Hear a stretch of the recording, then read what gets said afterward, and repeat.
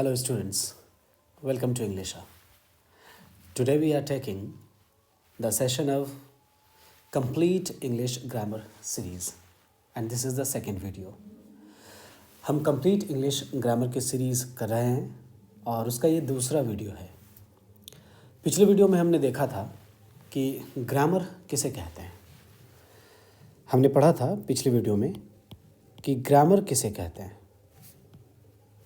और ग्रामर की आखिर डेफिनेशन क्या है.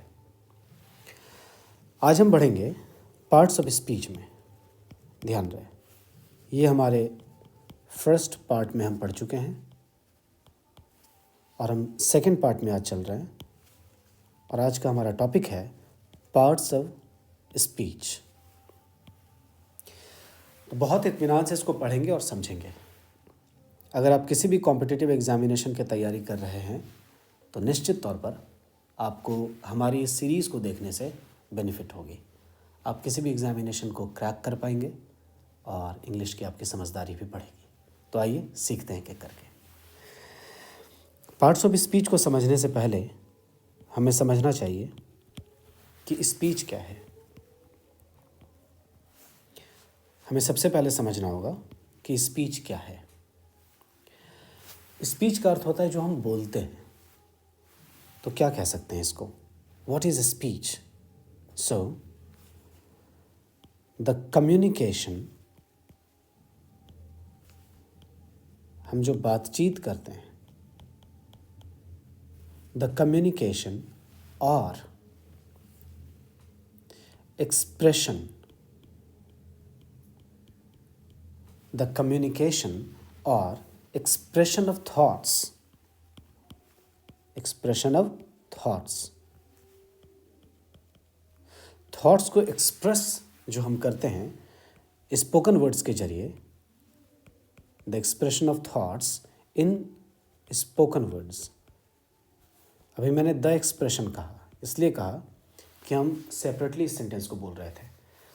चूँकि हम कम्युनिकेशन से पहले द लगा चुके हैं इसलिए हमें एक्सप्रेशन के पहले लगाने की ज़रूरत नहीं है. द कम्युनिकेशन और expression of thoughts in spoken words is speech. इसको समझेंगे. इसका अर्थ हुआ कि हम जो ये कम्युनिकेशन करते हैं, हम जो ये बातचीत करते हैं या अपने थॉट्स को जो हम एक्सप्रेस करते हैं स्पोकन वर्ड्स में, बोले गए शब्दों में, इसी एक्सप्रेशन को या इसी बातचीत को हम इंग्लिश में स्पीच कहते हैं. करेक्ट है. दूसरे तरीके से हम इसे क्या कह सकते हैं, इसको भी समझ लें ज़रा. दूसरा इसका डेफिनेशन पॉसिबल है कि something that is spoken, something that is spoken is speech. It's very simple. Something मतलब कुछ जो बोला जाता है वह क्या है? स्पीच है. और अगर दूसरे तरीके से आप कहना चाहें तो क्या कह सकते हैं? What we speak is speech. What we speak, हम जो बोलते हैं, is होता है या है speech. हम जो बोलते हैं वही speech है. तो ये बहुत आसान है. तो हमने देखा कि speech क्या है. अब हम बढ़ेंगे what are parts of speech. Correct. अब हम बढ़ते हैं कि parts of speech क्या है हमारे पास. Parts of speech. इसको अगर ज़रा हम ध्यान से समझने की कोशिश करें तो हम स्पीच में क्या बोलते हैं? वर्ड्स बोलते हैं. तो हम स्पीच को क्या कह सकते हैं? वर्ड्स कह सकते हैं. क्योंकि स्पीच बनती ही है, हमारी बातचीत बनती ही है शब्दों से. तो स्पीच का अर्थ हुआ वर्ड्स. अव के लिए हम अव को यहाँ पर कॉपी कर देंगे और पार्ट्स का अर्थ होता है खंड. कैटेगरी, क्लासेस, तो आप पार्ट्स ऑफ स्पीच को एक स्टैंडर्ड नाम दे सकते हैं। दूसरे तरीके से कह सकते हैं क्लासेस ऑफ वर्ड्स। क्या कह सकते हैं? क्लासेस ऑफ वर्ड्स, यानी कि शब्दों की कैटेगरी, शब्दों के वर्ग, शब्दों के खंड कह सकते हैं इसको आप। हम क्या करेंगे? शब्दों को वर्गीकृत करेंगे, शब्दों का हम अध्ययन करेंगे। ऐसा क्यों होगा? हम अपने शब्दों के पार्ट्स, हम अपने शब्दों के क्लास, हम अपने शब्दों के कैटेगरीज क्यों बनाएंगे? इसका कारण यह है कि इंग्लिश में शब्द बहुत सारे हैं। अब कौन सा शब्द कौन सी कैटेगरी का है ये हमें कैसे पता चलेगा? तो अध्ययन करना होगा। तो सारे शब्द इंग्लिश के एक ही जैसे नहीं हैं, इसीलिए उनमें भिन्नता है। There is a difference. तो उस डिफरेंस को समझने के लिए ही हमने क्या किया है? शब्दों को कैटेगराइज किया है, शब्दों को बांटा है। क्योंकि सारे शब्द नाउन नहीं है, या सारे शब्द प्रोनाउन नहीं है, सारे शब्द एडजेक्टिव्स नहीं हैं, तो हमें जाहिर तौर पर कैटेगरी बनानी पड़ेगी। तो इसी तरह के वर्गीकरण की जो टेक्निक है, इसको हम लोग कहते हैं क्लासिफिकेशन ऑफ वर्ड्स, शब्दों का वर्गीकरण करना। तो पार्ट्स ऑफ स्पीच क्या है, हम इसको क्या समझ सकते हैं? तो in order to understand, in order to understand the words of English,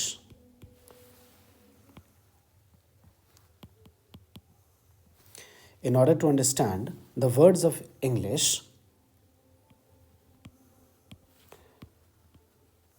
we have categorized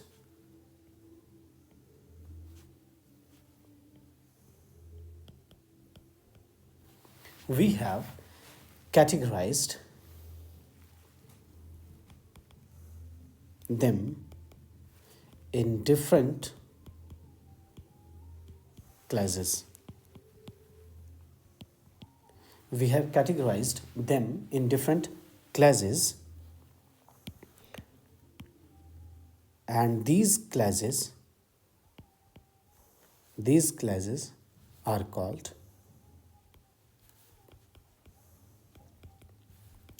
parts of speech. इसका अर्थ समझते हैं। इंग्लिश के शब्दों को समझने के लिए या समझने के ख्याल से हमने उन्हें कैटेगराइज्ड किया है, हमने उन्हें वर्गीकृत किया है। उन्हें किस में? तो डिफरेंट क्लासेस में, डिफरेंट कैटेगरीज में। वही कैटेगरीज कहलाती हैं पार्ट्स ऑफ स्पीच। अंग्रेज़ी के शब्दों को समझने के लिए हमने अलग अलग क्लासेस बनाए हैं, उन्हीं क्लासेस को हम कहते हैं पार्ट्स ऑफ स्पीच। मतलब हमारी स्पीच के प्रकार, हमारी स्पीच के पार्ट्स, हमारे स्पीच में आने वाले शब्दों के प्रकार। और अगर हम पढ़ें कि हमारे पास कितने पार्ट्स हैं इंग्लिश में वर्ड्स के लिए, तो हम कहेंगे there are 8 parts of speech. मैं इसे भी कैपिटल कर देता हूँ ताकि ये स्पेशल हो सके।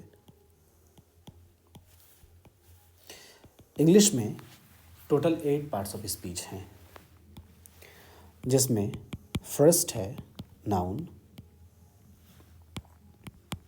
सेकंड है प्रोनाउन, थर्ड है एडजेक्टिव, समझ रहे हैं आप, फोर्थ है वर्ब, और हड़बड़ी कुछ नहीं है, मैं बहुत अच्छे तरीके से आपको इसे समझने के लिए भी बताऊंगा। आप देखते रहिए, इसमें जादू है कहिए।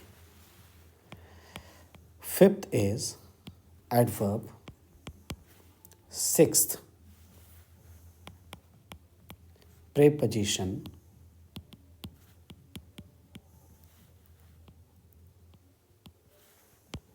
सेवेंथ conjunction, एट्थ इंटरजेक्शन,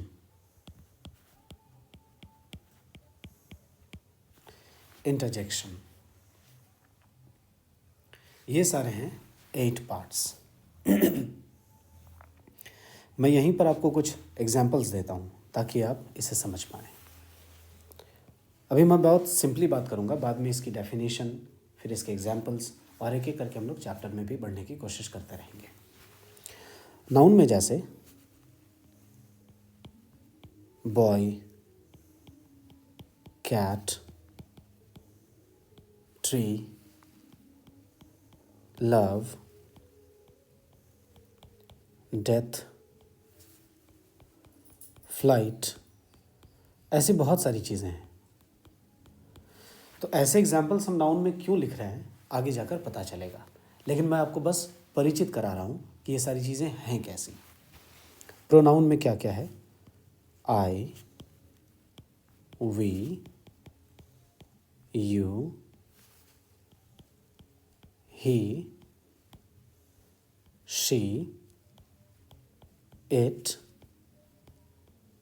दे, और इसके कई भी फॉर्म्स होते हैं, कई रूप होते हैं इसके, वे सारे भी प्रोनाउंस हैं। For example me, mine, yours, his adjective भी है, प्रोनाउन भी है। बहुत सारी चीज़ें हम जाकर आगे सीखने वाले हैं। मैं यहाँ पर एक लिख देता हूँ माइन। ये सारे हैं प्रोनाउंस। एडजेक्टिव्स क्या हैं? तो थोड़ा हिंदी भी जान लें हम। नाउन को कहते हैं संज्ञा और प्रोनाउन को कहते हैं सर्वनाम। एडजेक्टिव को कहते हैं विशेषण, जो विशेषता बताए। किसकी? नाउन और प्रोनाउन की विशेषता बताए। जैसे हम कह लें रेड, ब्लैक, ये सारे एडजेक्टिव्स हैं। आहिस्ता आहिस्ता आपको समझ में आएगा। फैट, रैंडमली मुझे जो भी चीज़ें याद आ रही हैं, ये वाइट है तो white. Round, curly, curly hair होती है, कर्ली जुल्फ़ें, कर्ली बाल, तो कर्ली कह सकते हैं। और भी बहुत सारी चीज़ें इस तरह से हम लिख सकते हैं। etc। वर्ब, वर्ब का अर्थ होता है क्रिया। क्रिया मतलब काम जो आप करते हैं अपनी ज़िंदगी में। जैसे डू मतलब करना, ये एक वर्ब है। गो, गो मतलब जाना। जंप, कूदना, कहीं ना कहीं हम कोई ना कोई काम कर रहे हैं। जैसे मैं भी लिख रहा हूँ तो राइट, आप सुन रहे हैं तो लिसन, है ना मज़ेदार। हियर मतलब भी होता है सुनना। अभी आप देख रहे हैं, मैं भी देख रहा हूँ, तो सी कहेंगे, सी मतलब देखना। एंड मतलब ख़त्म करना, और भी बहुत सारी चीज़ें। एडवर्ब, देखिए इसके नाम में हमें दिख रहा है वर्ब के साथ एट, यानी एड वर्ब, यानी वर्ब के बारे में कुछ ना कुछ विशेष जानकारी। जैसे वह कोई काम कर रहा है तो धीरे धीरे कर रहा है, तो हम कहेंगे slowly. So this word is an adverb, ये एक एडवर्ब है। वह जा रहा है, कैसे जा रहा है? तो फास्ट जा रहा है। ध्यान रहे, फास्टली शब्द होता ही नहीं है। हम लोग कह देते हैं अरे फास्टली आओ, अरे फास्टली दौड़ो, दिस इज रॉन्ग। फास्टली होता ही नहीं है, फास्ट करेक्ट है। दूसरा कोई एग्जाम्पल देखें, जैसे हैप्पीली, वह खुशी खुशी काम कर रहा है। सैडली, वह उदासी से कहानी सुना रहा है। सैडली, ऐसे बहुत सारे एडवर्ब हैं हमारे पास। और भी जैसे कुछ एग्जाम्पल्स, तो badly, it is badly done, ये बुरे तरीके से किया गया। बैडली इंजर्ड, बहुत ही बुरे तरीके से ये ज़ख्मी है। etc। बहुत सारे और भी शब्द आ सकते हैं। प्रेपोजिशन कैसे होते हैं, इनकी क्या शक्लें होती हैं? तो जैसे आपने देखा होगा इंग्लिश में इन, ऑन, अपॉन। आगे के समय में मेरा इरादा है कि प्रेपोजिशन पर मैं बहुत बहुत ज़्यादा वीडियोस बनाऊं, और लगभग वो एक बुक के बराबर होगी, क्योंकि एक एक प्रेपोजिशन के आप यकीन नहीं करेंगे 70 से 75 इस्तेमाल होते हैं। यस, आप सही सुन रहे हैं, 70 से 75 इस्तेमाल होते हैं एक एक प्रीपोजिशन के। आप आश्चर्य करेंगे कि इतने सारे प्रीपोजिशंस को हमें पढ़ने में कितना समय लग जाएगा। बस बने रहिए और लुत्फ़ उठाते रहिए। इन, ऑन, अपॉन, इनटू भी आपने सुना है, आपने आफ्टर सुना है। मेरे प्रोनाउंसिएशन पर भी ध्यान दीजिएगा, गलत नहीं पढ़ना है। बफोर, इसको बिफोर भी पढ़ सकते हैं, बफोर भी पढ़ सकते हैं। इन फ्रंट ऑफ, ऐसे बहुत सारे प्रीपोजिशंस हैं। इन फ्रंट ऑफ, देखें आपकी इन, फ्रंट और ऑफ तीनों को मिलाकर बनाया गया है, तो ये कहलाता है कंपाउंड प्रीपोजिशन। आगे पढ़ेंगे हम लोग कि हमने चीज़ों को क्या किया है, कंपाउंड किया है, जोड़ा है। कंपाउंड का अर्थ होता है जोड़ना। तो जोड़कर हमने प्रीपोजिशन बनाया और बड़ा सा प्रीपोजिशन है। That's why this is called compound preposition. Conjunction, conjunction का अर्थ होता है जोड़ने वाला। देखें यहाँ शब्द जंक्शन और CON, कन का अर्थ होता है साथ साथ आना, और जंक्शन का अर्थ होता है जोड़ना। जंक्सियर शब्द से बना है जंक्शन। जंक्सियर का अर्थ होता है टू ऐड समथिंग, जोड़ना। तो कंजंक्शन में जैसे आपने देखा है एंड, और, बट, आप आगे जाकर सीखेंगे दैट, आगे आप देखेंगे व्हाट। इंटरजेक्शन, इंटर का देखिए अर्थ होता है मध्य में, हमारी स्पीच, हमारे बोले गए शब्दों के मध्य में, बीच में। और जेक्शन, जेक्शन का अर्थ होता है किसी चीज़ को इंजेक्ट करना, डालना, फेंकना या छोड़ना।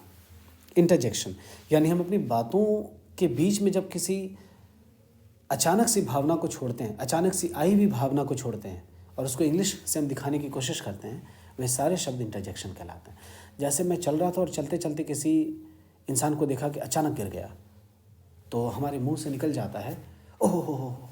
सो this is oh is interjection. उफ, बहुत जोर की चोट लगी, तो उफ जो हमने बोला, this is interjection. Alas, alas मतलब हाय, so alas in English is an interjection. Fie fie मतलब खराब, राम राम हिंदी में जो हम बोलते हैं, और इंग्लिश में कहेंगे fie fie. So this is an interjection. Okay, बोलते बोलते हम अपनी चिंता को भी व्यक्त करते हैं कभी कभी। So in order to express our sadness we say, so ये भी जो हमने किया, दिस इज इंटरजेक्शन। इंटरेस्टिंग है, आइए देखते हैं। इंटरजेक्शन में आपने देखा होगा ब्रेवो, ब्रेवो मतलब